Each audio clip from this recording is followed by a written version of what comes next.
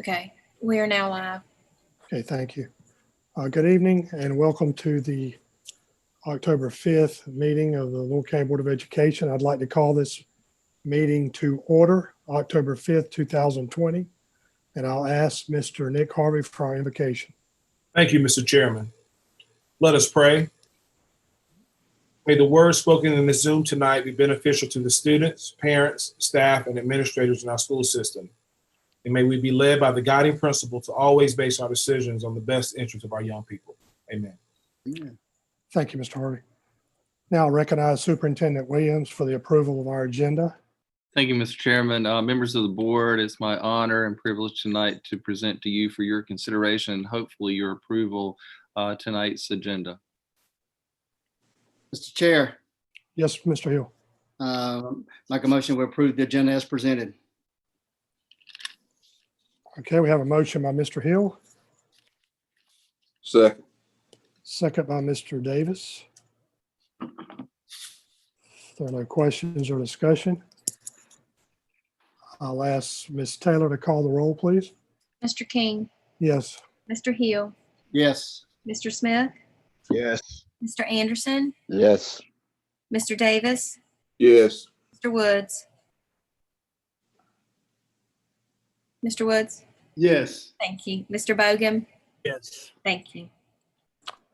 Thank you. Next item up is our board chair comments, and we're going to do something tonight that we've been trying to do for about 3 or 4 months. We were hoping to do it in person, but we're still Zooming. So I'm going to now recognize Dr. Kathy Spencer with the Southeast Education Alliance. She is their executive director. Dr. Spencer, you have the floor. Good evening, Mr. Chairman and members of the Lenoir County Schools Board of Education. I'd like to begin tonight by thanking each of you individually and as a collective board for the service that you provide to the Lenoir County community and the school system leadership and staff. Public education has always been recognized as the cornerstone for lifelong learning and community growth. Something that in this fast-changing world we live in today has become even more necessary and valuable. Your work in this arena could well be noted in history books as a turning point in public education.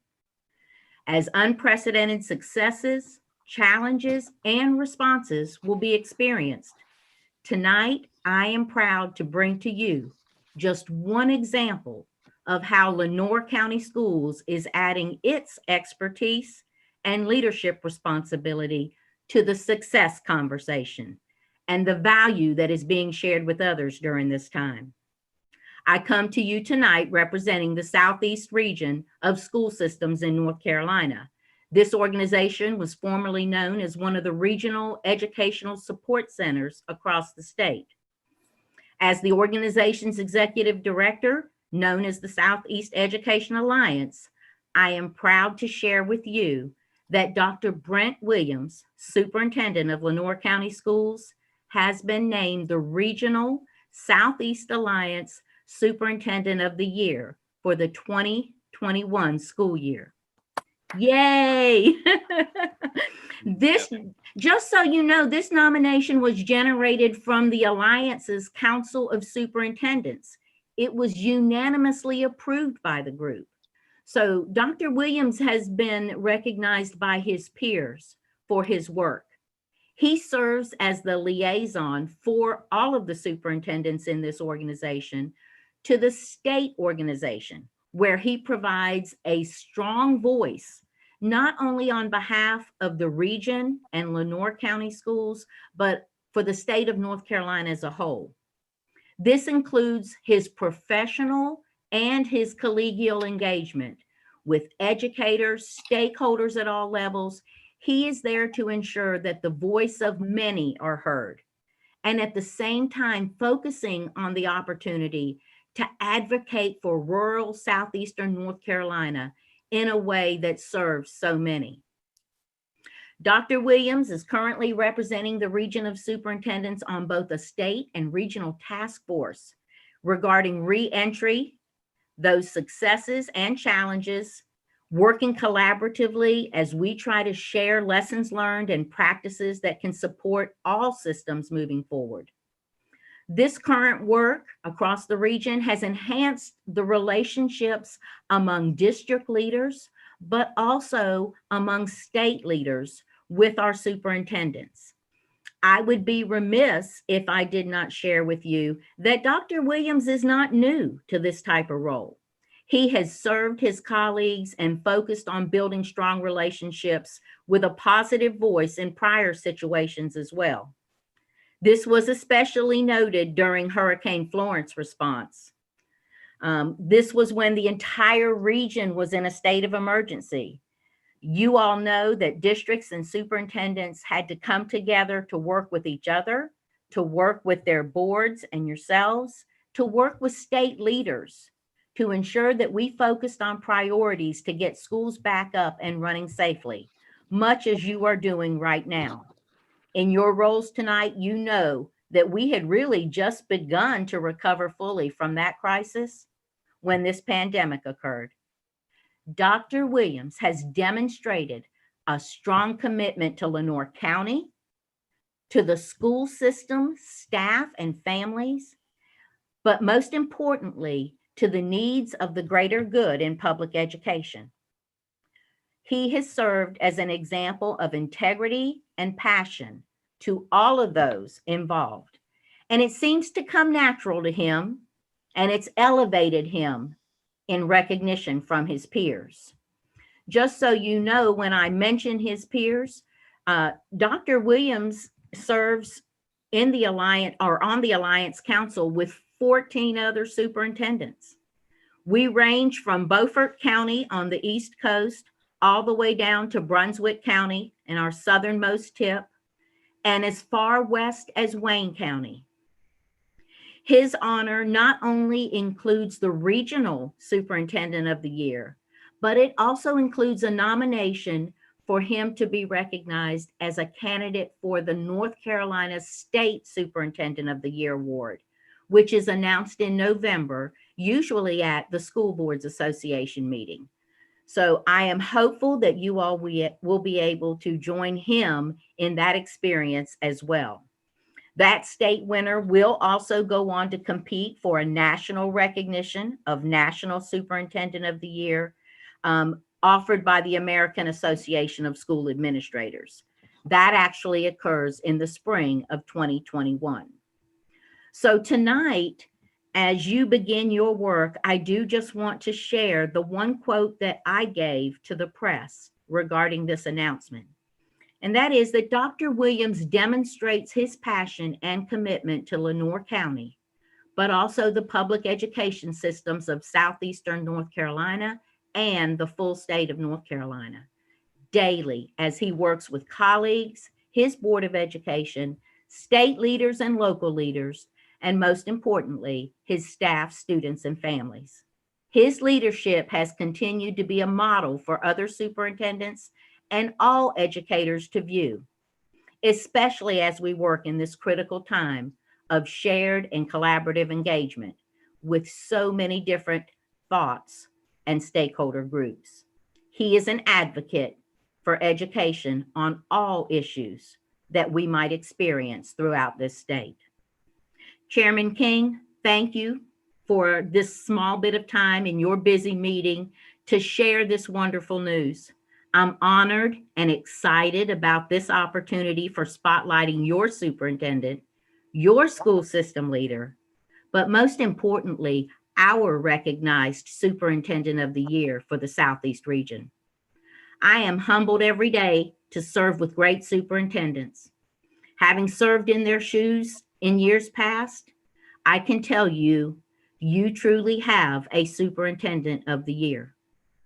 I wish for this board, Dr. Williams, his staff, and the entire Lenoir County Schools community the very best in the days ahead. Your work will always be important, but never more than when our society is in need of strong leadership. Thank you for all you do and for allowing me to share with you tonight. Thank you, Dr. Spencer. And thank you. Speech. For Yeah, let him talk. Absolutely.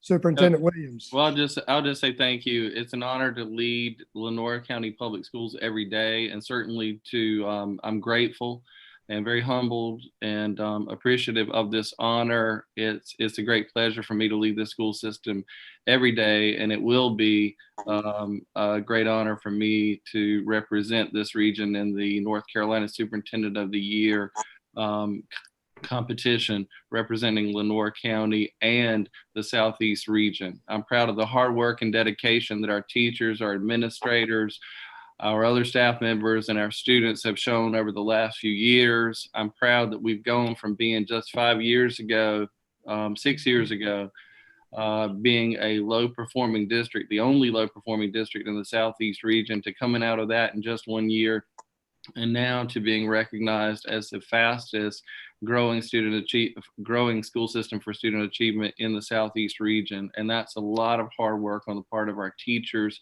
and our students and our parents and all of our staff members. I'm pleased that our 4-year graduation rate has gone from being at an all-time low to now standing at an all-time high. Our dropout rate has gone from being at an all-time high. We cut that by 46%. And it's now at an all-time low for our district. We're keeping kids in school, and we're helping kids to complete and to finish their college education. I'm proud that we have posted the highest test scores over the last 4 years, the highest test scores that we have in our district in over 17 years. I'm proud that our discipline rate has fallen at a rate faster than any other district in the Southeast region, and many beyond that, with some schools posting over 200 student discipline, out of school suspension reductions each year. That's a lot of hard work, a lot of counseling with kids, a lot of alternative plans and personalized plans for the kids. I'm proud that our teachers are earning mini grants at an even higher rate than they ever have before. One school that 5 years ago, all of our schools combined were not earning $50,000 in teacher mini grants. And last year, one school, Northwest Elementary School, earned almost that much just by itself. And Pink Hill, the teachers are working so hard there. And so many of our schools, just today at Northeast Elementary School, a teacher was awarded funding. We'll talk about that at next month's meeting. It just came down the way today for a greenhouse at Northeast. So proud of her and the Northeast team. But so many of our schools working hard and really posting historic for our district gains there. I'm proud that our students, we're in the top 10% in the state now for students earning high school diplomas and 2-year degrees at the same time. But most of all, however, I am proud and thankful, very thankful for the opportunity that I have today, every day, to get up and to come to work and to serve the students, the staff members in this community in Lenore County. I'm grateful for you. I don't ever take this opportunity for granted, and I want you to know that. Certainly leadership matters and vision is very important. I think we all know that, and I believe that strongly. Tonight, however, I want to give full credit, if there is any credit, and I want to give that to our teachers, our hardworking teachers who are out there working so hard in support of our students every day, and our other staff members, our administrators, and all of the support staff working in our schools with our students. And I want to thank our parents and the other community members, the community entities supporting us. It is a team effort, and we're in it together, and I'm deeply grateful and thankful for all of you, and deeply thankful for this honor. And Kathy, thank you for joining us tonight and sharing that. That's a great and uplifting thing, and I'll do my best in the state competition. I know you will. We're so proud of you, Brent. Thank you. Thank you again, Dr. Spencer, for being with us and taking time out to do this. I hope we surprised him a little bit. Yes, actually you did. That was not on the agenda. Thank you for that. Well, I'll finish up by saying I've known Britt now for several years, and I know a lot of people, sometimes maybe too many people, but I've never heard one person say a negative thing about Brent Williams. And I think that's a good thing. So congratulations, well deserved. Thanks, sir. Congratulations to you as a board for your work in securing a leader such as Brent Williams. Thank you again. Ladies and gentlemen, thank you so much for having me. Thank you, Kathy. Have a good night. You too. Now we'll recognize the Southeast Regional Superintendent of the Year, Thank Britt you. Williams. Thank you, Mr. Chairman. You got me on that one, but I do appreciate it. But yes, I did not see that one coming. We had a good week last week. I want our school system had a good first week of face-to-face instruction. Our principals, 60% of our students were face-to-face last week. Approximately 40% of them were virtual and remote. Our principals reported very good days. Our teachers reported very good days. And I want to thank all who were involved in making that happen. It required a lot of work, a lot of hard work, detailed planning, and a lot of logistical obstacles to overcome. But you know what? We had a smooth week.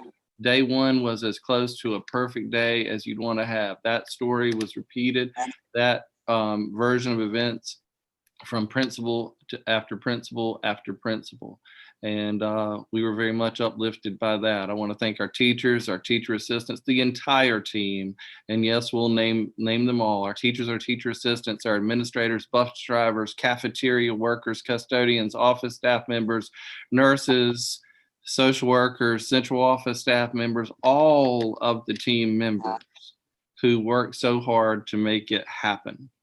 This truly is a united effort for us all. Special thanks to our transportation team and Mr. Mitchell and all of his team members down there for working so hard to get all of those micro logistics of routing and doing all of these unique bus routes, getting all of that done in such a comparatively short time frame. Our greatest thanks, though, I want to issue to our students and to our parents. This is a very difficult endeavor. I know having remote instruction, having hybrid instruction, really, we're all in so many different places now and we're struggling, and I'm right there with you because I'm a parent and a school leader, and I'm having to work out coverage and places for my children to be every day just like you are, and we're trying to be in on these different formats. And please know that I'm speaking from the heart when I say, and as a parent and a school system leader, when I say to you, I appreciate what you're doing. And our board appreciates, I believe that they do appreciate what you're doing and all that we're going through to try to make meaningful learning opportunities a daily reality for our students. And it's not easy, and I see that at home. I see it with my own children, and some days are great days and great successes with their face-to-face instruction, and some aren't, and some are great days with their remote days, and some days aren't. In some sense, just like regular school, but in another way, not at all like it. And they're working hard, and we're getting a lot done, and we're moving forward together. So I appreciate what you're doing there. Our teachers, and on top of all the hard work that they're doing, they're also working and going above and beyond. As I referenced earlier, our teachers are already applying for and being awarded mini grants. And it's already an impressive number of mini grants. I told you about today. Just today we were notified, and at Northeast Elementary School, a teacher was awarded funding for a greenhouse on campus. And her inspiration was the greenhouse at Pink Hill. And we're excited about that. We want to see our kids have additional enhancement opportunities for learning. So in the midst of COVID, certainly it would be easier not to fill out that application. It would be easier not to do that, but our teachers have persevered and gone beyond, above and beyond, and we certainly appreciate them for that. There are our students. Just today, I was talking to a high school senior's parent, and he was telling me about the scholarship applications that his daughter is preparing for, and our kids are working hard on that, and our school counselors are working to try to help them get ready and support them too, particularly our juniors and seniors. So we appreciate that hard work. Our students are entering competitions. You heard about our technology team from our STEM grant with our robotics team getting started. So many things are going on right now in the midst of this pandemic recovery, but also we're having school and we're moving forward back, hopefully, to the greatest sense of normalcy possible for our children who we're so richly blessed to serve. Mr. Chairman, thank you. That concludes my report.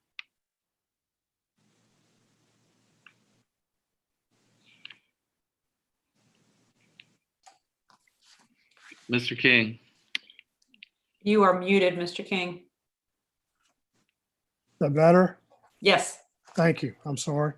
I will recognize Mrs. Murchison for our public comments. I believe we have a Great. few. Yes, we have 12 tonight. The first one is from Eve Honeycutt. My children were beyond excited to return to school the week of September 28th. After their 2 days of school for the week, both of them eagerly wanted to be there for 5 days a week. The teachers and school staff are doing an amazing job keeping students safe in their classrooms. The governor has decided that elementary age children can return to school for a whole week. So it is time our school system allow for those that choose to face-to-face learning. Next comment is from Vanita Wright. To whom it may concern, following our comments that I'm requesting be read during the public comments section portion of the meeting, I want to take this opportunity to publicly thank you for your recent vote allowing Lenoir County parents to choose the best option for their families. Parents were able to choose between Plan B or Plan C. I can recall during a previous meeting, a board member indicated that residents do not reach out to Wright when they agree with decisions that have been made. Contact only seems to occur when there are complaints or dissatisfaction. That statement touched my heart, and I agree with that board member. I wanted to make sure to thank all of the LCPS Board of Education members for their hard work and efforts in this matter. I wanted to thank you all for giving parents a choice. I would especially like to thank Mr. King and Mr. Smith for the communication we had regarding the matter. I am glad you were able to hear my heart and I yours. I appreciate your willingness to serve the community. I appreciate you stepping out on faith. I appreciate and thank you both very much. And I appreciate all for working to meet the needs of children and families. Thank you again.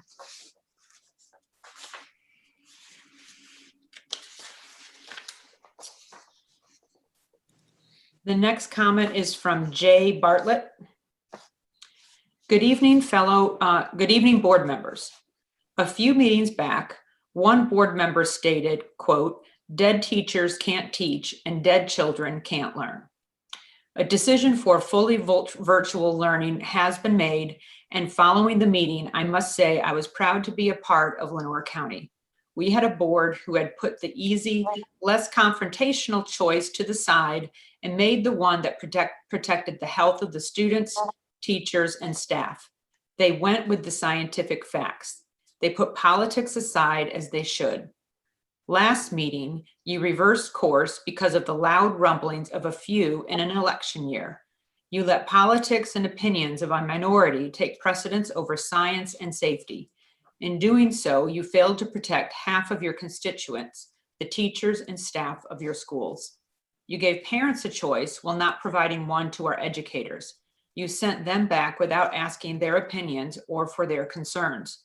You sent them back unprepared. The supplies provided to classroom teachers to clean and keep themselves and our children safe is negligible.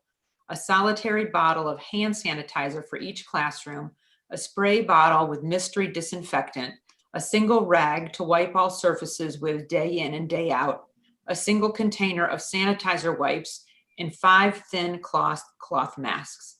This is what they are to protect themselves within a classroom with up to 15 students each period, multiple periods a day. I've seen more offered for employees at Target. Where's the sneeze guards for their desks? Where's guards for the desks of our children? Why are we not protecting our teachers better when they are being exposed to multiple groups of students a day? That's dangerous for them and for students. Why are teachers forced to sit in their room with unmasked students while the students eat? Many teachers are too afraid to eat themselves during this time that is supposed to be their lunch too, and thus are going all day without eating. How can that be acceptable to you? Your teachers are stressed, nervous, and feeling overwhelmed. It's evident. Many I've spoken to are afraid to speak up in fear of losing their jobs, or when they did, their concerns were dismissed by their administration, being told that's the job or that they have the choice to leave. Is this what we want to happen?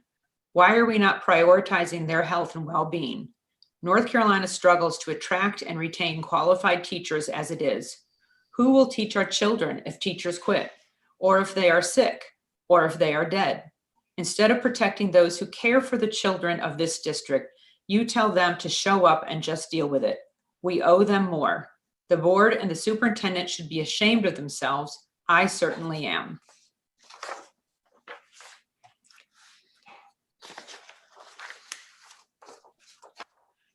This next comment is from Jonathan Britt. I'd like to express my appreciation for last month's vote allowing students to return to classroom 2 days per week, as this was an important initial step toward achieving full-time in-person instruction. Since last month's meeting, additional state and county decisions along with new research further suggests returning to school is not only safe, but necessary for children's health. The governor's recent approval of implementing Plan A for elementary schools is a strong indication that the results of earlier reopenings have been favorable. Several nearby counties quickly responded to that decision. Carteret County will return to full-time in-person instruction beginning October 19th. Pitt County, October 20th. Onslow County, November 30th.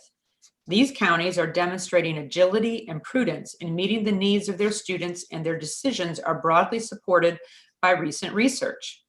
On August 24th, the Wall Street Journal reported that if schools don't reopen until next January, low-income children will have lost a year of education, which translates into 4% lower lifetime earnings. On September 21st, Science magazine reported that relative to their risk of contracting disease, children and adolescents have been disproportionately affected by lockdown measures, and advocates of children's health need to ensure that children's rights to health and social care, mental health support, and education are protected throughout subsequent pandemic waves. On September 23rd, The Hill reported that a new Brown University study has found minimal evidence that the novel coronavirus is transferring inside K-12 school buildings, despite reports of students and faculty across the country contracting the disease, and that less than 1% of teachers and students have been infected since schools reopened. Lenoir County schools were closed to students for 198 days prior to last Monday. Parents and students alike were thrilled over students' opportunity to return and most certainly prefer full-time in-person instruction. Additionally, given the challenges of managing multiple student groups and curriculum delivery methods required under the fully remote option with hybrid plan, each step toward full reopened services to alleviate the overly burdensome workload currently carried by teachers. Please continue to be advocates for the LCPS staff's ability to safely and effectively provide every student with the opportunity to receive a sound basic education in school and implement Plan A for Lenoir County's K-5 students.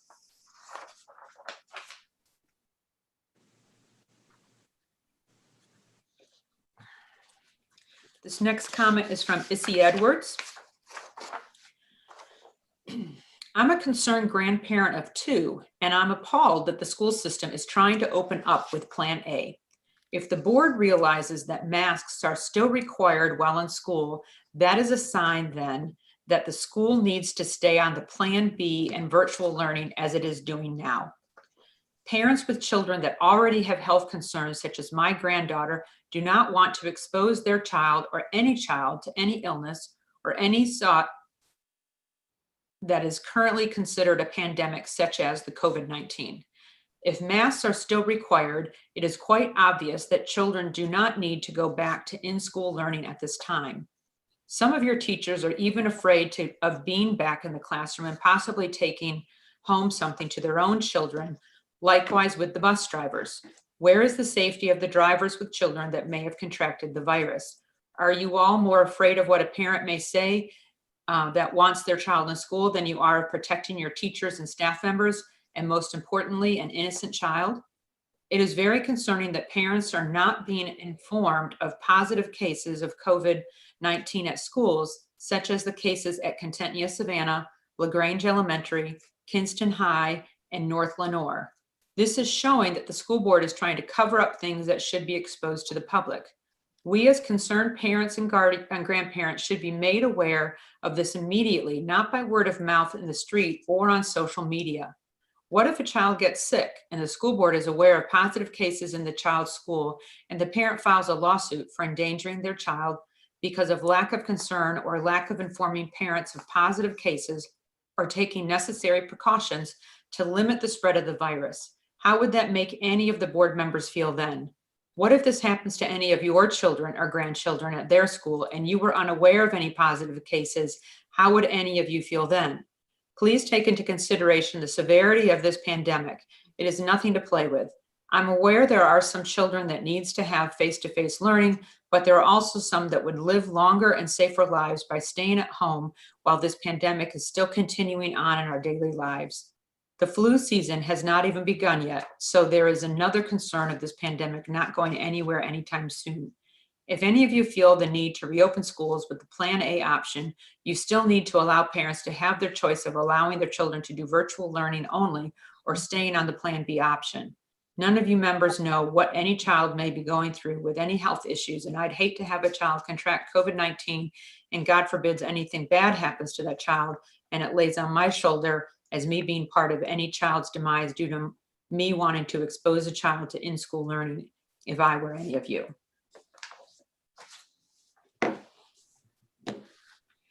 The next comment is from Heather Tyndall. My name is Heather Tyndall. I am a Lenoir County resident and currently have 2 children at Banks Elementary in kindergarten and 2nd grade. I am writing to you today to give my input regarding your difficult decision about when to return to Plan A, full-time in-person learning for K-5 as approved by the governor. I believe I have a unique perspective regarding the COVID-19 pandemic because in addition to being a parent, I am a physician assistant at an internal medicine office in our county with over 14 plus years of healthcare experience. The COVID-19 pandemic is like nothing we have seen before. My approach to caring for patients has needed to adapt, and we are forever learning new information about the virus, the science behind it, and the best way to provide care. This has been a difficult time for everyone. Starting the school year with remote learning only was difficult, and we were excited to be able to go back to the classroom with Plan B. My son is so happy to be able to see some of his friends again, and my daughter is excited to finally be at big school. I believe my children do learn more when they are in front of the teacher in a classroom designed to immerse them in a learning environment. However, I want to encourage the board to use extreme caution when proceeding to Plan A. As much as my children love being back in school, they just went back last week. From a healthcare perspective, we usually anticipate if a person has been exposed to the COVID virus, symptoms may take as long as 2 weeks to become apparent. We have not even reached a window of time to be able to accurately measure if our attempts to limit infection spread have worked. I know the staff and administration have been working so hard to maintain the guidelines set forth to them, but there are still kinks that need to be worked out. I feel that it would be in our children's and staff's best interest to continue with Plan B schooling at least through the end of the first quarter, if not beyond. This will allow more time for observation and adjustments of protocols to keep all of our LCPS members as safe as possible. As a mother and a healthcare provider, I would feel more comfortable keeping my children in a Plan B schedule at this time. Thank you very much for your time and consideration.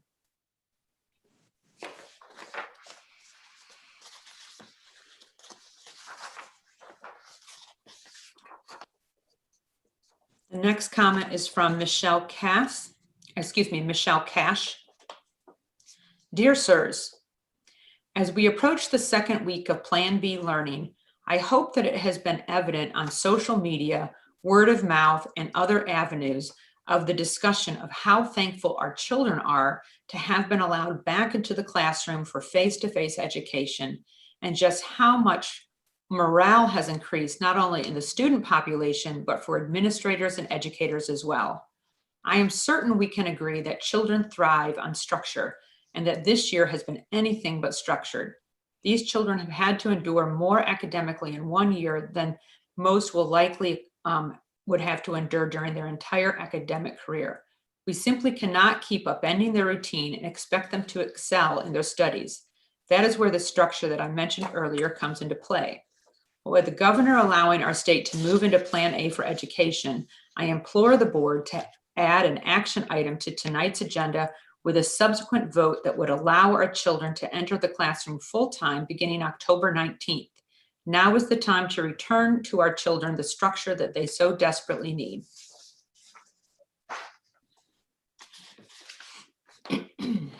The next comment is from April Houston.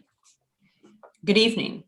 First, I want to thank you to those who voted for students to return to school face-to-face 2 days a week. It is exactly what my two needed.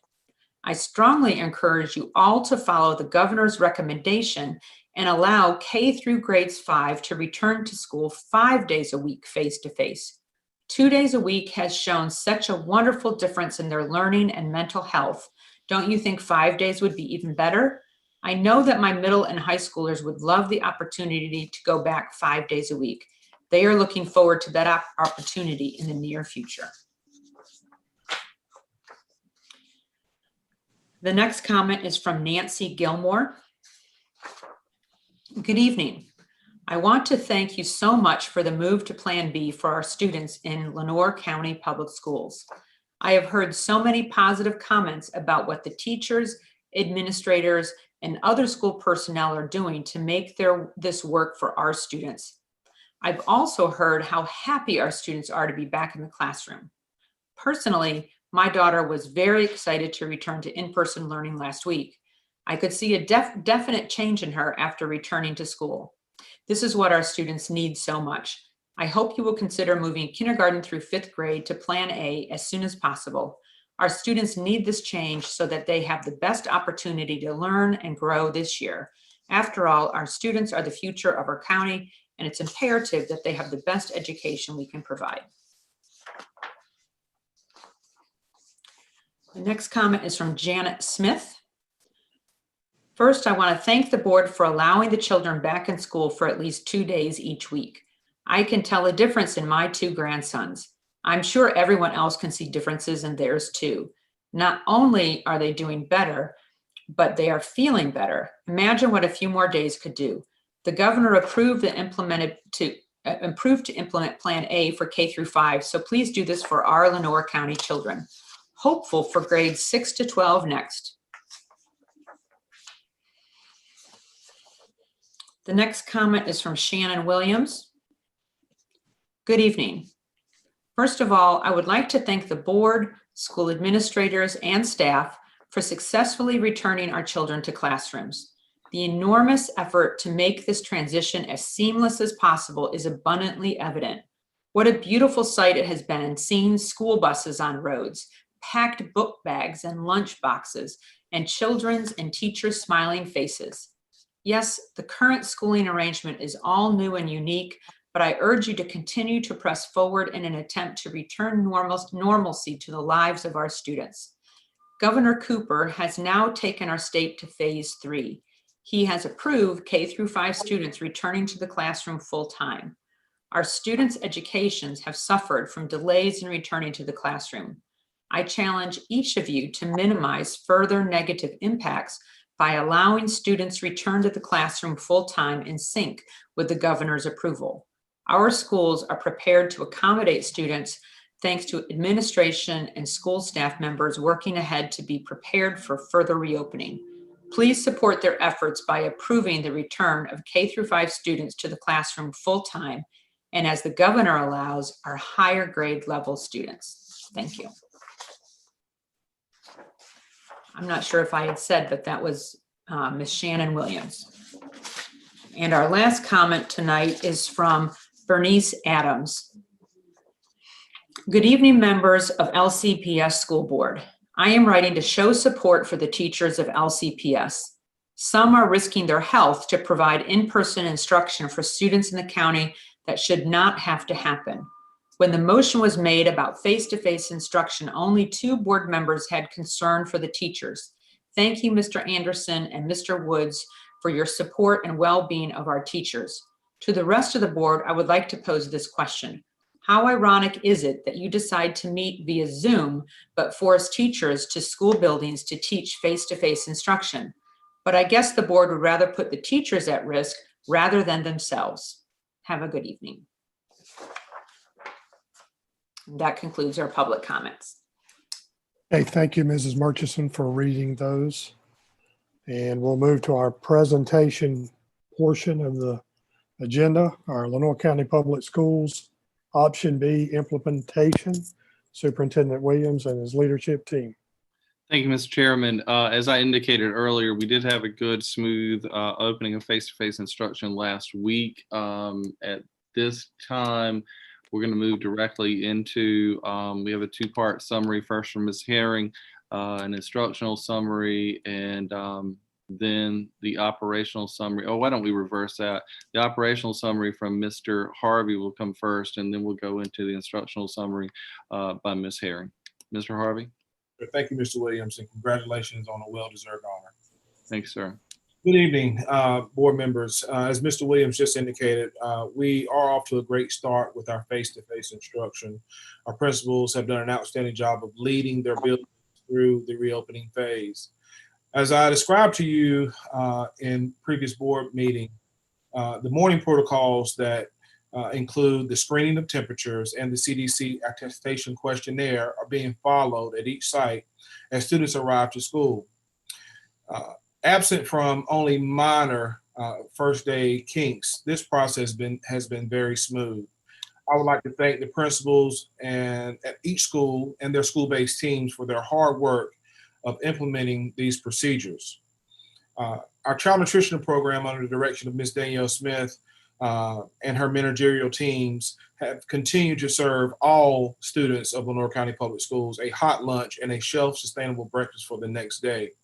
We are currently serving our face-to-face students by delivering meals to each classroom and offering curbside pickup for all students that are virtual and that are either hybrid or fully virtual at each school location, absent of LCLA and the early college high school. And I've shared with you last month is the reason is they don't have kitchens at their facility that we use.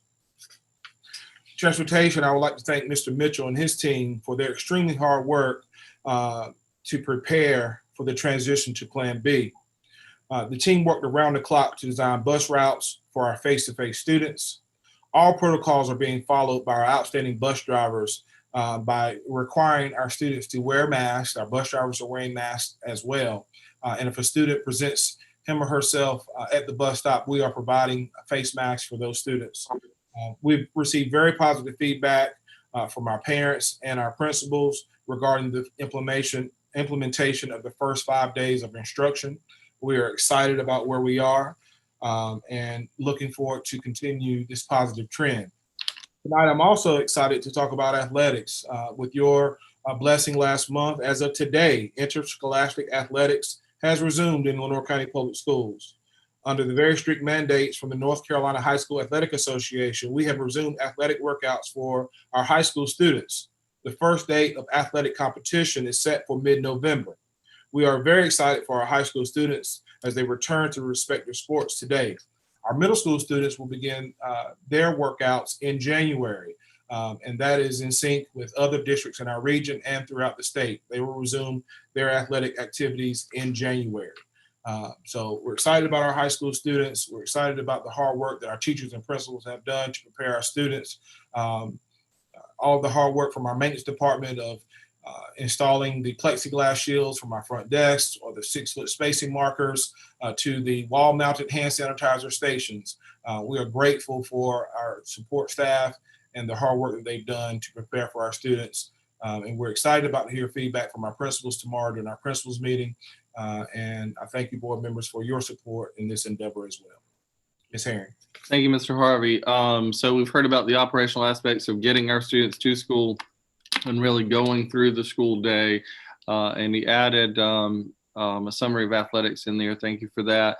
And now Ms. Herring is going to focus on our main mission, our instructional day summary. Ms. Herring. Thank you, Mr. Williams. And again, congratulations on being Southeast Regional Superintendent. I'm very proud. After the first week, the transition to the Plan B hybrid model has gone very, very well.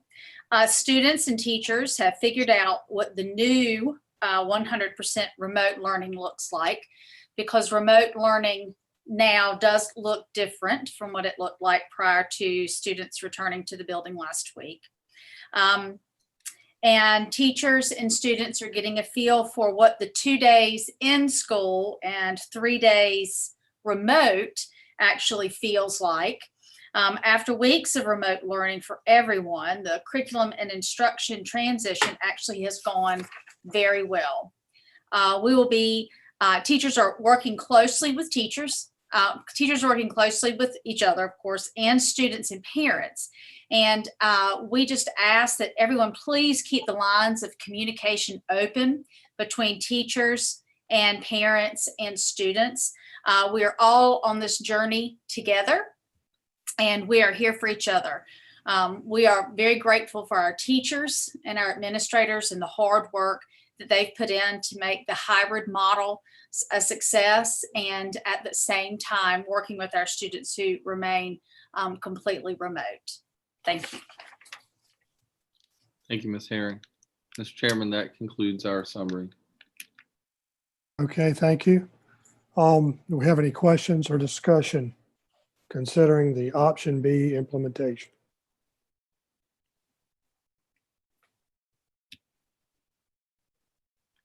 Okay, if there is none, then I have a little bit of discussion. Ms. Murchison, I may need your guidance on this a little bit. I don't think I need to make a motion here, but if I do, I will, but I'm not planning on making one. I've been doing a lot of research. I've been doing a lot of talking with our community, teachers, parents, students, grandparents.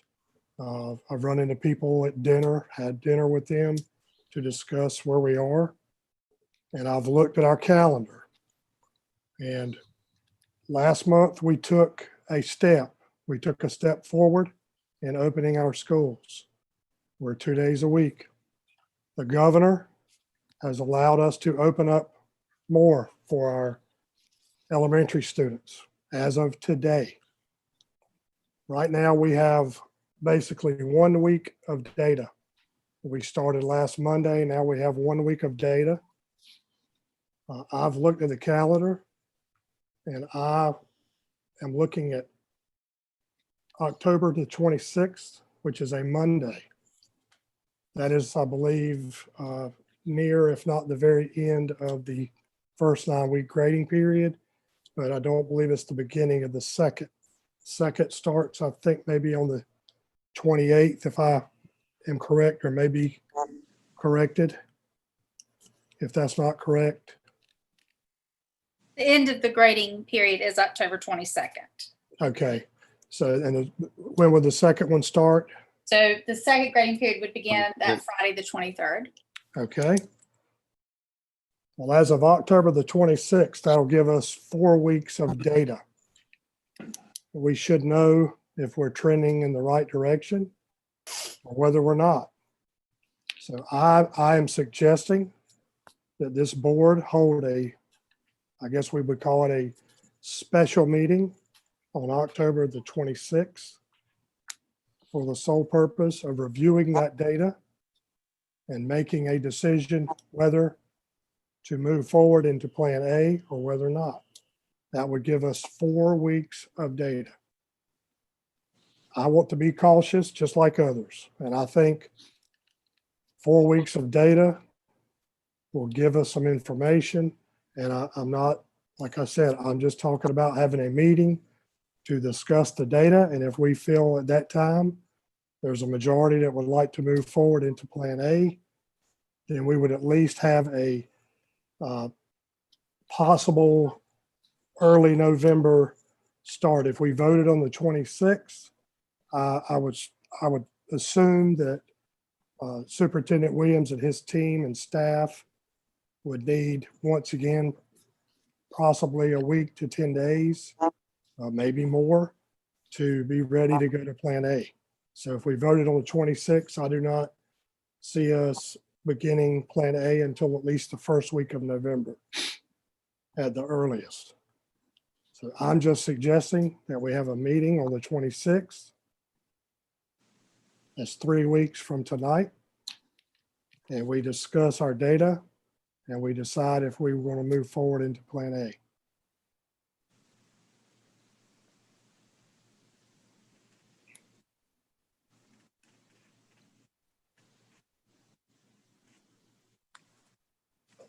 Ms. Murchison, do I need a motion on that?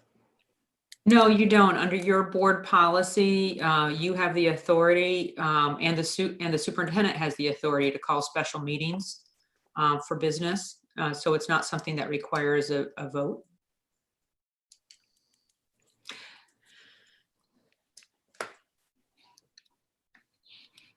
Anybody have any comments or discussion or questions?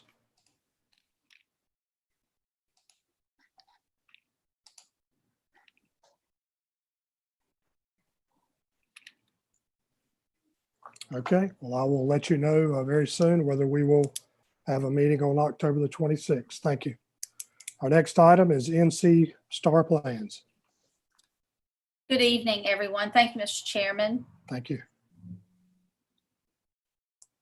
And Jesse, can I share my screen, please, ma'am?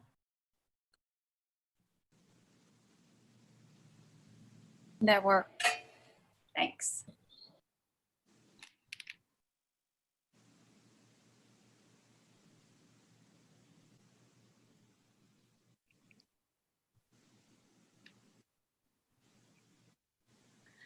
Good evening.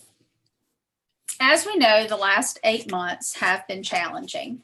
I'm sure you recall that the state waived our end of year testing for the 2019-2020 school year. So the schools have used their 2018-2019 end of year and DSE testing data in conjunction with our universal screeners and formative assessment data to try to navigate the progress by the end of last year. These have certainly been unprecedented times, and as such, the schools have renewed their focus on social and emotional support for students and staff. As we move through the school improvement plans this evening, there will be particular trends that run through each. As you see on the slide, these are the trends that you will see at each grade span. Many things are similar between all three. High schools, there's a discussion in all of the plans regarding ACT scores, college and career promise courses, graduation cohort rates, suspension rates, master scheduling, and relationship building. In the middle schools, there's a regular discussion of master schedules, an increased focus on building positive relationships with students, the use of MAPS and NWEA data, that's our universal screener, and an increased focus on communication with parents and community. And in our elementary schools, there's a regular discussion of LLI, which is level literacy interventions, guided reading, again, the universal screener, the NWEA MAPS, the addition of the fluency screener in K4, suspension rates, community involvement, master schedules, and parent communication.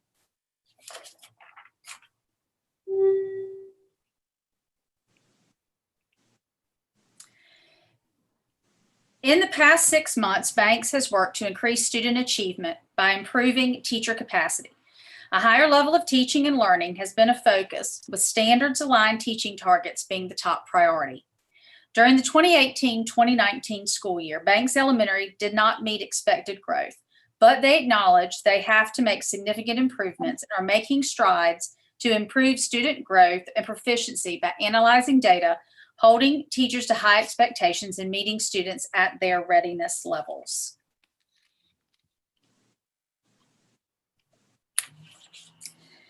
In February of this year, Continue Savannah School submitted the North Carolina School of Distinction STEM renewal application with great success. Based on their narrative responses and evidential artifacts, CSS met the criteria for earning an extension of their present distinction status as a certified STEM school for an additional 3 more years, beginning this school year. Weekly lesson plans continue to be a priority at CSS. Teachers work together in formal and informal professional learning communities to plan instruction, and administration reviews lesson plans and provides feedback regularly. Regular PLC meetings are emphasized as another priority, and administration attends these meetings. Data analysis continues to be the driving force behind the weekly professional learning community meetings. Administration has prioritized instruction throughout the year and conducted regular instructional walkthroughs. The school has hired a full-time math curriculum coach 2 years ago, and she will continue to work with math teachers across grade spans. CSS did not meet expected growth for 2018-19, and they will continue to seek ways to exceed growth and build upon recent gains in proficiency.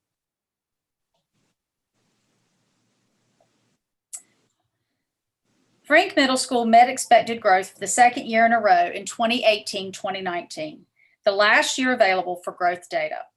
From 2018 to 2019, the school increased its proficiency from 50.7% to 57%, and the school's overall school performance increased from 58% to 61% in that same year.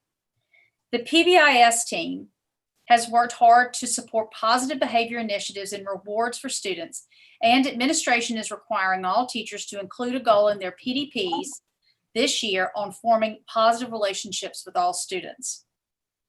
The MTSS team, the multi-tiered system of support, is working to improve school-wide PBIS interventions and procedures to keep students in class while reducing instances of both out-of-school suspension and in-school suspension. The administration will continue to prioritize instruction throughout the year and will conduct regular instructional walkthroughs utilizing a district-created rubric to provide immediate feedback to our teachers. This continued during remote instruction at Frank and will continue throughout the academic year. The school hired a new DLS to replace a staff transfer.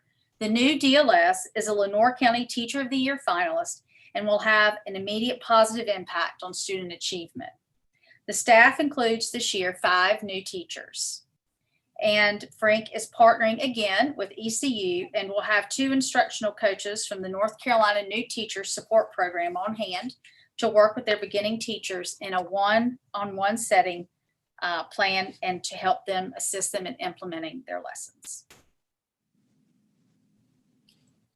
Kinston High School reports their main areas of focus for the 2020-2021 school year are grading practices, technological advancements, multi-tier systems of support, social and emotional well-being, and post-graduation preparedness. Kinston High School has prioritized their challenges using their comprehensive school improvement plan and the indicators they have selected to address those challenges with action steps to move the school and students forward. Dimension A and Dimension E indicators are a focus for Kinston High School staff this school year. These 2 dimensions address instructional support, teacher retention and support, and student well-being. Kinston High School has been a low-performing school as identified by the state for 7 years and is again for the 2020-2021 school year. The overall achievement at Kinston High School, though, has increased by 4.5 percentage points from 46% in 2018 to 50.5% in 2019. The overall growth for the school increased by 4.7 percentage points from 59% in 2018 to 63.7% in 2019. Due to the slight improvements in the school's overall achievement and growth, the overall school performance did increase by 4 percentage points from 49% in 2018 to 53% in 2019. The school performance grade remains a letter D. To address the low ACT score, students participate in ACT overview and prep practice during homeroom. And as Kinston High School moves into this school year, they will continue to build their focus from last year through relationship building, collaboration in and out of the classroom, and motivation for one another and their students. Lagrange has made steady progress in reading and math over the past 3 years. They attained a letter grade of C on the state report card, and Lagrange Elementary is only 7 points away from receiving a letter grade of B. The school's success can be attributed to addressing individual student needs, maximizing the instructional day, professional learning communities, and other systems of change. Bi-weekly professional learning communities are designed as a means of encouraging teachers to rethink, improve, and innovate to make sound instructional decisions. In addition to the school's academic focus, they emphasize the need for a positive climate and culture. Lagrange puts great focus on the climate committee, the PBIS team, and MTSS team because they all play a vital role in ensuring that Lagrange Elementary is a place of learning, a safe environment, and excitement for staff and students. Lenoir County Learning Academy is a CSI comprehensive support and improvement school, low performing and low graduation rate school. To meet these challenges and designations, the district, in conjunction with LCLA, applied and was awarded an innovative partnership grant in the amount of $1.5 million over 3 years. Last year, LCLA reported that they focused on gathering data and analyzing it. But now the focus will be on what to do with that data. With the assistance of the Innovative Partnership Grant and all the support it will provide, the school will strategically make gains in student achievement and growth.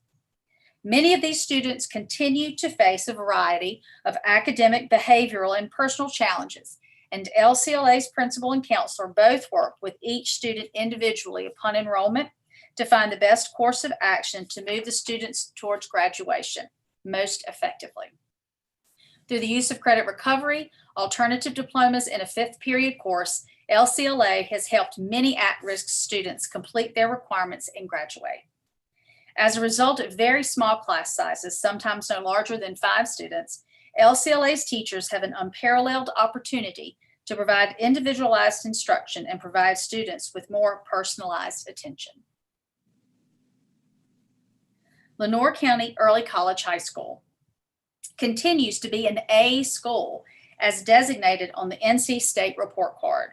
The school earned a proficiency achievement score of 91.9 and a growth index of 74.8 with a combined performance score of 88. The 2020 ACT proficiency score is 92%, which is an increase of 21 points from 2019. This is truly an accomplishment. How did they do it? Well, the 11th grade students are required to complete the ACT Prep online course, along with attending the weekly junior seminar class. The school is using the ACT online course and other ACT materials, which are available to all schools. The junior seminar class allows the staff to stay connected with the 11th grade students because they are completely immersed in college classes by their junior year. Students will also be given timed practice tests and a mock ACT test. Students' needs are met by a myriad of strategies that include strategic focus on instruction, PLC meetings that address student needs and concerns, constructive feedback regarding lesson plans and observations shared with teachers, tutoring sessions for students, both individual and small group Zoom tutoring, NEST advising period for 9th and 10th graders, junior seminar class with an ACT focus, parent-student meetings. AIG students have a plan for differentiation and scaffolding, required ACT Prep online courses, professional development with the Friday Institute, health and wellness promotion for staff and students, and regular collaboration with LCC instructors. While there is no testing data for the 2019-2020 school year, Moss Hill has made gains in both reading and math proficiency and achievement. The Black subgroup has increased in proficiency in both reading and math in 3rd and 4th grades and in reading in 5th grade. The 4th and 5th grade have had a steady increase in proficiency scores over the past 3 years. The school attributes the steady growth in achievement and proficiency on several structures and processes that they have put in place, including 2 MTSS meetings a month to address all at-risk students in every subgroup, phonics instruction K-3, small groups for mediation, master scheduling, developed to ensure uninterrupted core instructional time and maximization of EC time, corrective reading instruction that encompasses guided reading groups K-3, math groups at all levels, NWEA MAPS Universal Screener K-5, individualized goal setting with all 4th and 5th grade students, and designated writing time kindergarten through 5th grade. The graduation rate of the class of 2020 at North Lenore High School is the highest in school history at 89.6%. Also with the class of 2020 at North Lenore, earning scholarships over $4.5 million. The discipline rates are down 55% from the last 2 years compared to 17-18. The school experienced very low teacher turnover this past year. The school attributes these increases largely due to a purposeful focus on instruction. The master schedule was created to allow for common planning for EOC teachers, and this time also has allowed the principal to lead PLCs during the school day. The school implemented a reward system last year to recognize students who met weekly expectations of completing all of their assignments and making 80 and above on assessments. North Lenore was recognized as a model PBIS school this past year, a step above the green ribbon designation of previous years. The school introduced a second breakfast between first period and the remediation enrichment time, and it was extremely successful.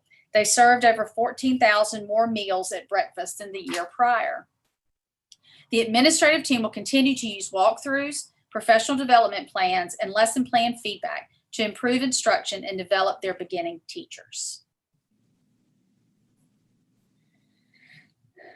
Northeast Elementary School is leading change by growing teacher capacity, developing teacher leaders, and beginning a teacher's academy. They have looked at staff placement changes, rebranding their comprehensive school counseling program, redefining their professional learning communities with an intense focus on instructional alignment, unpacking the standards and data-driven instructional decisions, fostering a culture of collaboration, maintaining clear communication, increasing their parent engagement with families, providing a clear focus of instructional alignment and backwards planning has been clearly established, providing clear expectations, and they have been shared with students, staff, and parents, and systems and structures have been established to build a safe and orderly school environment. A math foundations cohort has been created for the teachers to address the chronically low math scores. Math PLC meetings continue to be a focus, and the school has hired a math instructional coach. Northwest Elementary School met growth in the 2018-2019 school year. They did have decreased proficiency, however, that same year. They've had the keep students engaged no matter what it takes has been their motto. And they decreased in number of 3rd to 4th grade transition, the students from 16 to 4 in the 2019-2020 school year. They had a decrease in their out-of-school suspensions from 68 to 40. They've had an increase in teacher retention, and they've built in vertical planning for K1, 2, 3, and 4, 5. They have been awarded exemplary status in PBIS, which is the highest achievement in PBIS. And all K2 classes have implemented the balanced literacy curriculum. 7 teachers exceeded growth, and all other staff met growth, and all teachers are blue or green in EVOS. Phonics is taught very clearly in K2, and the NWEA MAP screener data is utilized for specific student needs. And again, that's our universal screener. Their PLCs meet twice a month with their administration, and the leveled literacy practices include guided reading in all K3 classes. Pink Hill continues to have very low staff turnover. They have a diverse population of students with 37% Hispanic Latino, 50% white, and 10% Black or African American. The school indicates it has made great progress in the professional learning community meetings and data analysis, and using that data to identify student needs and drive instruction. Pink Hill is using MTSS, the multi-tiered system of support, to properly categorize students based on their specific needs. Their data reports that they have 302 students in Tier 3, 40 students in Tier 2, and 126 students in Tier 1. In order to reverse those numbers and invert the MTSS triangle, Pink Hill has taken on several targeted initiatives. The administration has moved 7 teachers to new grade levels to share expertise and experience. The schedule includes daily time designated for math, psych, fact, fluency practice. Teachers are being provided professional learning opportunities on effective instructional strategies for guided reading and math instruction. Pink Hill has hired a curriculum specialist to assist and support all grade levels. The school is implementing vetted Duke Tip learning labs for all of their AIG learners. The school will continuously monitor formative assessment data to adjust students' small group instruction assignments and ensure that grade level appropriate support is given. After the 2018-2019 school year, Rochelle Middle School did not meet expected growth. The school report card indicated a 37 overall score in reading and 29 overall score in math. The current principal has been in place since July of this year and has spent much time analyzing data in order to make needed adjustments to ensure student success at Rochelle. Student enrollment has grown from 423 students in 2017 to currently a little over 500 students. The Black and economically disadvantaged subgroups exceeded growth in science, and the same subgroups met growth in reading and math in the 7th and 8th grades. The school has identified 3 overarching goals, including number 1, Rochelle will increase student proficiency and growth across all grade levels by 10 percentage points. Number 2, Rochelle will use data to improve student achievement. And thirdly, Rochelle will provide a safe and professional environment conducive to teaching and learning. There are multiple strategies in place to address each goal, and to highlight just a few are the following. The principal and administration team will conduct classroom observations and analyze the strengths and areas of need for improvement. Appointed school and instructional leadership members will monitor effective use of practices implemented by the district and new practices offered through professional learning. And because of the high number of beginning teachers at Rochelle, the school will implement a school-level support program for beginning teachers in the hopes of increasing teacher retention. In addition to the principal, the leadership team at Southeast Elementary School includes 2 curriculum specialists, a digital learning specialist, and a newly created position of from the Innovative Partnership Grant as their coordinator. In accordance with grant initiatives, they will also add parent and community liaisons who will play an instrumental role in bridging the gap between school, home, and the Southeast community. Additional school leadership bodies include their school improvement team, their PBIS team, and their MTSS team. In addition to the Lenoir County Learning Academy, Southeast is a recipient of an Innovative Partnership Grant, which gives them an opportunity like none other to create and implement a sound plan for continuous improvement efforts at Southeast Elementary School. Their framework for school improvement includes targeting coaching, technical assistance, and instructional support at the school level. At the teacher level, the school aims to increase their capacity to deliver quality instruction. Additionally, they seek to improve student engagement to foster growth in academic achievement. Their success cycle begins with the assessment, creation, and monitoring of 4 indicators during the 2021 school year. Through increased rigor, conceptual knowledge, and equitable teaching strategies, the aim for Southeast Elementary is to exhibit growth across all content areas as demonstrated by students' achievement on end-of-year assessments. Southwood has created a comprehensive instructional plan specifically designed to improve student achievement, and the administration reports that teachers are more committed than ever to provide high-quality instruction to their students. The mission statement has changed for this year, and it is Yellow Jackets on a mission to keep us healthy, happy, and learning. While Southwood wants every student to show growth each year, the school has identified that one of the greatest challenges is closing the achievement gap for Black students and students with disabilities who are not meeting proficiency. The school improvement plan is designed around creating targeted interventions to ensure growth in each subgroup. Professional learning communities will meet each week, and the team will continue working closely with Teresa Anderson to incorporate MTSS.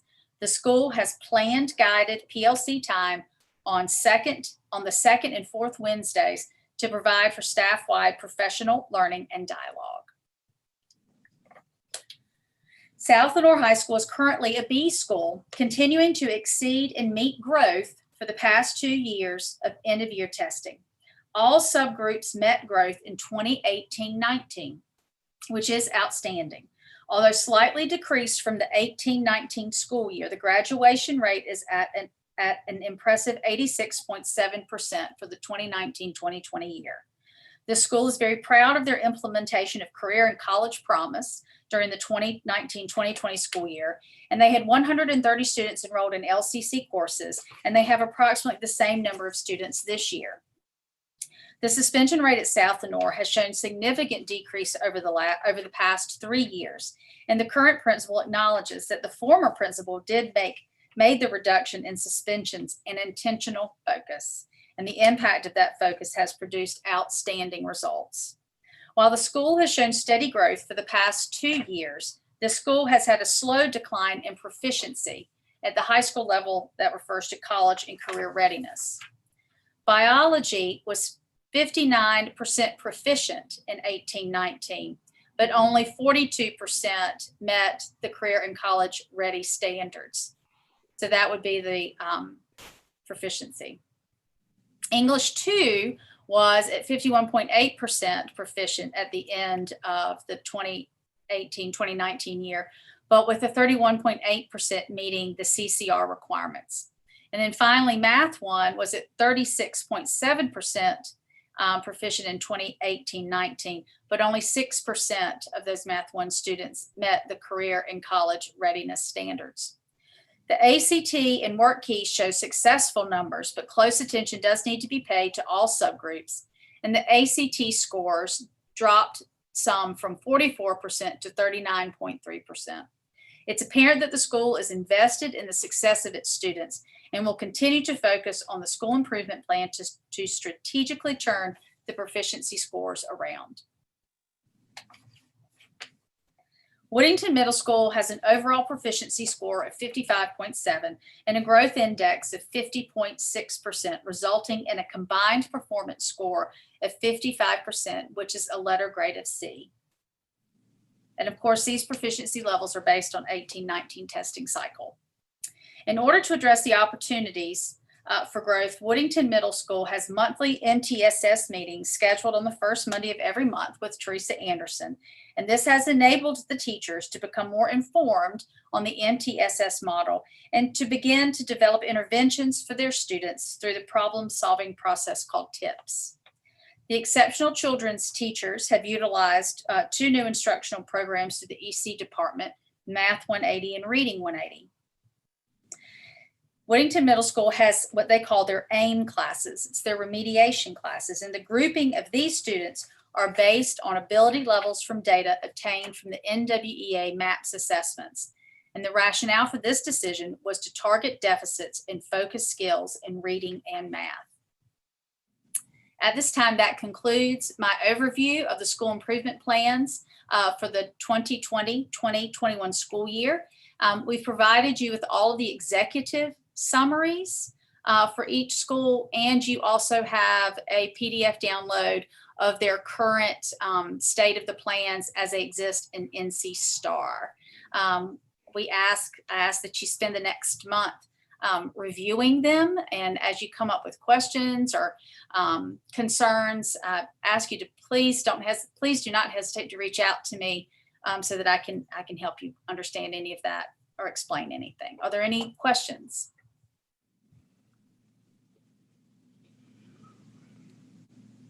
If not, thank you, Mrs. Herring. Thank you. I appreciate it. And our third item will be our Mr. King. 2000. Mr. Chairman. Yes. Okay, so if I may, I'd like to say a brief word. So in the past, I have not had an opportunity or hadn't worked out where I could attend any of these meetings. I did attend about half of them this time, Zoom. And I will say I did learn an awful lot about our schools, our school personnel, our principals, our administration. It was very enlightening, very educational, and it reiterated to me something I already knew. We have a fantastic, an awesome group of personnel that work for Lenoir County Public Schools, and they do an outstanding job and don't get enough credit for the job they do. So I'd like to applaud them for all the hard work and all the dedication they have to making our school system the best. Thank you, sir. Thank you, Mr. Hill. If there are no others, we'll move on to 2019-20 Lenoir County Public Schools student discipline data. Thank you, Mr. Chairman, and Ms. Herring is going to help me present tonight by driving my presentation. Great. Tonight, as you indicated, I will present the 2019-2020 LCPS school discipline data. As you'd imagine, the 2019-2020 discipline numbers are considerably lower than the 2018-19 numbers. Most would attribute this to the early ending to in-person instruction due to the COVID-19 pandemic. Although we do recognize this theory, we should not lose the opportunity to highlight the hard work that our principals and our teachers do to offer alternative options to out-of-school suspensions. In partnership with the Lenoir County PACS agreement, and as each of you just heard during Ms. Herring's presentation, there is an intentional mindset change, or there has been an intentional mindset change to reduce the number of out-of-school suspensions in Lenoir County schools. Principals use alternatives, including reverse suspensions, the PBIS program, after-school learning opportunities, and other options for students in lieu of out-of-school suspension. Each principal realizes that an out-of-school suspension should and must be the last resort for student discipline. Tonight, as we do each year, we will share the data and recognize our principals and our teachers for the outstanding work they do each day. As this first slide indicates, the following results are based on preliminary data submitted to DPI. The official report is scheduled to be released during the spring semester of 2021. The first slide talks about our reportable offenses. We had a decrease in all of our reportable offenses except one, and that's possession of a controlled substance. And we'll see more, we'll dig deeper into that in our next slide. The possession of marijuana increased. There were 20 incidents of possession of marijuana in Lenoir County schools last year.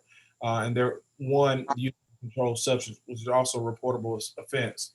I would like to share with you tonight that we do offer a diversion program for our first-time possession of marijuana offenders.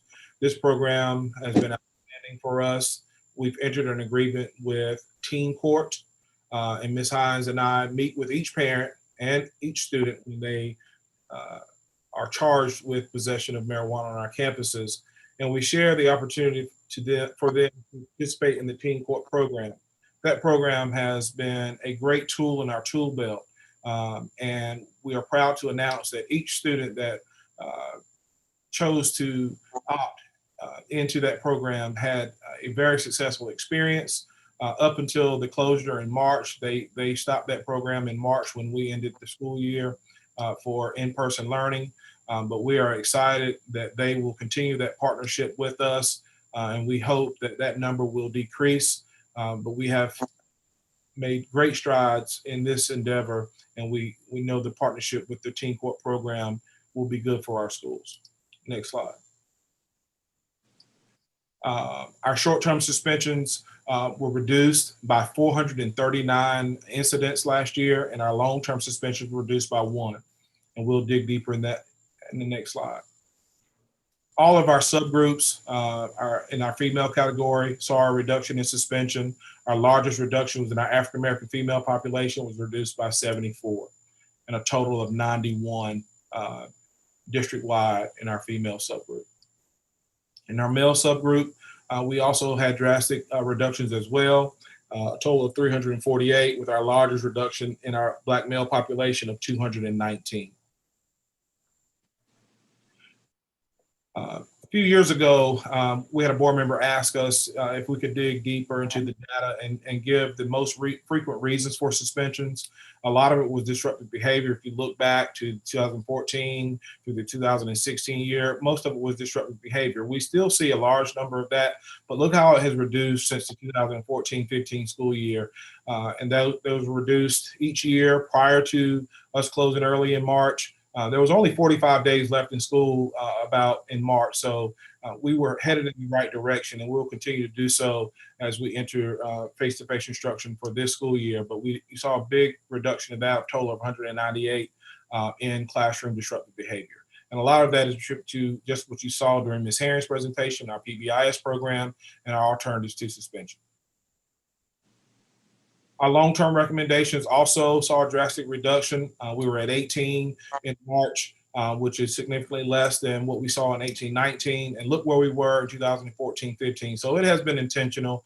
It's not a one-off, as Mr. Williams says very often. This is an intentional effort by all of us in the school district to keep our students in school and every opportunity that we have, because we know suspensions lead to a plethora of other things that contribute to bad behavior long-term in a student's life. So we have made an intentional effort to reduce suspension and our alternative placements. Now, we as I shared with you in other previous presentations, whether it be dropout or high school graduation, we do place students at our alternative school through our alternative placement committee. But there were only 18 placements for disciplinary infractions, and that's a tip my hat to the high school principals, because they are really intentional in that effort.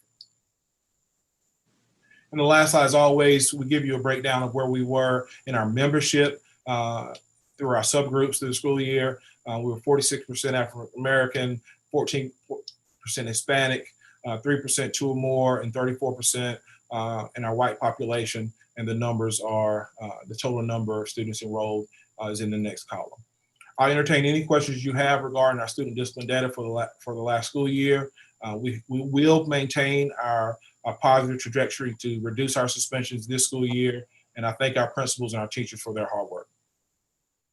Mr. Chairman. Yes, Mr. Anderson. Mr. Harvey, Yes, sir. on your suspensions by gender and race, male, Yes. is that information available by school? Yes, it is, Mr. Anderson. And I think each month, Ms. Taylor sends a breakdown by school, but we can compile that data for you as well. I appreciate it.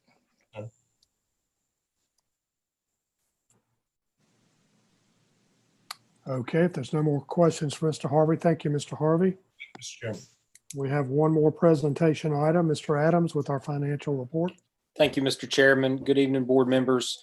Tonight's September financial report summarizes budget and year-to-date activity for all Lenoir County Board of Education funds as of September 30th. Additionally, the report presents the unadjusted local current expense fund balance. As you have an opportunity to review the report, I will entertain any questions you may have.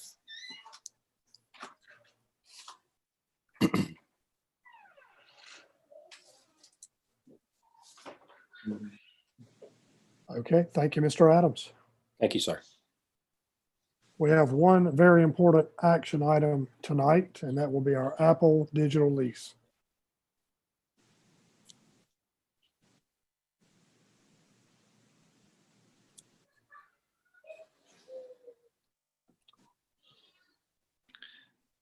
Thank you, Mr. Chairman.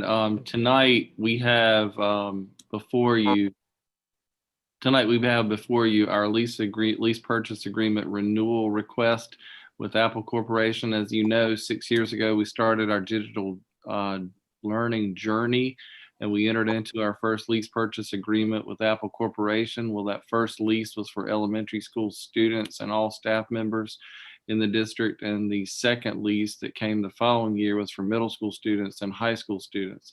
And both leases have been renewed at the end of 3 years. They're 4-year leases, but we renew at the end of 3 years to recoup the maximum value of the equipment. Typically, iPads retain 30% of their value for the trade-in, and typically on a sale on selling the machines as part of the renewal process, we can recoup at least enough to make one of the payments on the lease, and sometimes more than that. It's not been less than that yet. But we were set to renew our first lease, as you know, in the spring of 2020. And when COVID-19 changed everything in the world, that was not a possibility because the factories making the iPads, the factories in China closed for over 2 months, and the supply streams simply were not available. And Apple told us they simply weren't taking any orders. Well, the supply chains have opened up since then. And now is an advantageous time for us to go ahead and to renew. Our digital journey has been successful for us. We've been recognized as one of the top 3 digital learning districts in the region. We're very pleased with that. And when we started this journey, our digital learning tools were just that. They were enhancement tools to make learning even better, teaching and learning even better. And now they still are all those things, but they also have become essential tools for learning every day, in both the remote learning format and the face-to-face format as well. So we are seeking tonight to combine both leases, the lease that was scheduled to be renewed in 2021 and the lease that was scheduled to be renewed in the spring of 2020, to combine those. Good news, the positive points for us is the devices are available and can be received by Christmas. So that's good news for us. But we need to go ahead and act now. Other good news is we can use CARES Act funding, specifically earmarked for funds earmarked for supporting remote learning. We can use those to offset the cost. And we actually, of the 4 payments in the lease, one of the payments we are projecting that reselling our devices can be selling those current devices can make one of the payments. We can make almost 2 of the payments, nearly 2 of the remaining payments from CARES Act funding. So that would leave only 1 of the payments. So this is, in our opinion, an easy yes for us as a district. Many districts are going this route. Some districts who were not one-to-one are seeking to go that way now. And we know that's a long road ahead for them. We're pleased that in our case, it's merely the renewal process. So that's what we're seeking to do. We haven't changed up anything on you. These are the same devices, comparable devices with comparable terms and conditions. We haven't changed anything. We wanted to keep all variable factors as close to exactly the same as possible. So we have met with our Board of Commissioners this morning for the required document that they have to sign, essentially agreeing to the process, the concept of moving forward with such a lease purchase renewal. And they enthusiastically supported this. And I thanked Chair Sutton, Linda Rouse Sutton of our Board of Commissioners, and her board, and our county manager, Michael James, for their strong support that they expressed this morning when we went over to visit them in their meeting and present this request. But the resolution has been signed and we have that in hand. And tonight we're bringing it to you officially to go ahead and consummate the contract and move forward. I will say that our attorney, our attorneys at Tharrington Smith, and Carolyn, you might want to chime in on this. Melissa Michaud has been doing an outstanding job in working through every step of the way under Carolyn's guidance, and working through and bringing this to fruition and making sure all of the constituent parts and components of the lease agreement were completed before moving forward, so that we're not only covered, but that we have our interests represented to the greatest degree possible. Melissa's been handling a lot of these Apple lease purchase agreements. I believe she helped your district the first time around, the last time you went through this, and she was helpful this time. She had just negotiated the new terms for the contract for another district, and we were able to use that contract. In fact, Apple mentioned, if you can use Melissa Michaud again, that would make it easier, because we just negotiated this with Tharrington Smith in another district, so we were happy to help. And pretty much all districts now, many of them are using CARES Act funding, and we already had budgeted for this. So the CARES Act funding is an enhancement for us. It's a help to us, and that comes right on time with the budget landscape, the local budget landscape being what it was before COVID. And now with the specter of COVID-19 possible funding losses, or funding strains at very minimum, this comes at the right time for us. It's needed help to move forward. So tonight, that's what we're asking for is your consideration, hopefully your support in moving forward. This seems like not only the right course of action, but it seems like an easy yes from our perspective. Thank you, Mr. Mr. Chairman. Williams, and Mrs. Murchison and your team as well for helping out with that. Yes, Mr. Hill. I make a motion to approve the proposed installment purchase agreement with Apple Inc., subject to the agreement of the Lenore County Board of Commissioners to authorize sufficient funds for the installment purchase agreement as presented. I have a motion by Mr. Hill, Second. second by Mr. Davis. No questions or further discussion. I'll ask Ms. Taylor to call the roll. Mr. King, Yes. Mr. Hill, Yes. Mr. Smith, Yes. Mr. Anderson, Yes. Mr. Davis, Yes. Mr. Woods, Yes. Mr. Bogan. Mr. Bogan, Yes. thank you. Thank you, gentlemen.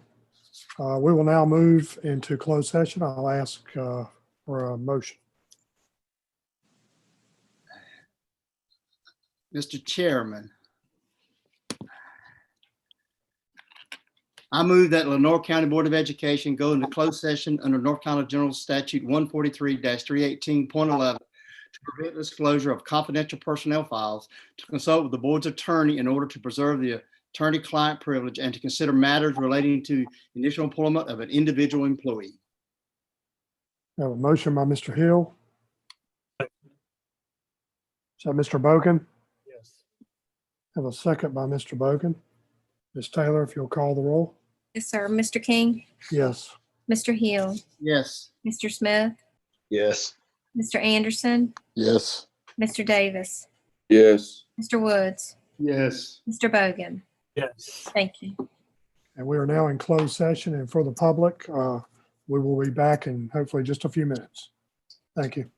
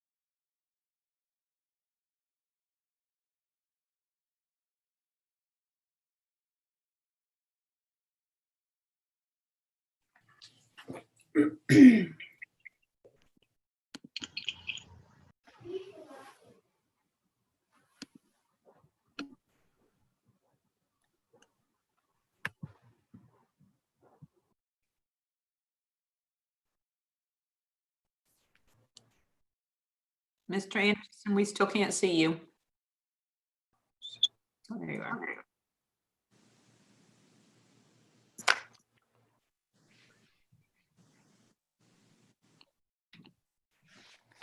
Okay, we are now back in open session. And we'll entertain a motion to accept our personnel report. Move to approve the personnel report with the addendum. Have a motion by Mr. Smith. And a second. Have a second by Mr. Davis. Yep. I'll ask Ms. Taylor to call the vote. Mr. King, Yes. Mr. Hill, Yes. Mr. Smith, Yes. Mr. Anderson, Yes. Mr. Davis, Yes. Mr. Woods, Yes. Mr. Bogan. Yes. Thank you. I will entertain a motion to adjourn. Mr. Chairman, Yes, sir. happy to make the motion to adjourn with my congratulations to the superintendent. Thank And you, sir. I move that we adjourn. We have a motion by Mr. Anderson, Second. Second. second by Mr. Hill. Without further ado, I'll ask Ms. Taylor to call the vote. Mr. King, Yes. Mr. Hill, Yes. Mr. Smith, Yes. Mr. Anderson, Yes. Mr. Davis, Yes. Mr. Woods, Yes. Mr. Bogan. Thank you. Right. Good night. Thank you, everyone. I'll be safe. Congratulations again, Brent. Thank you.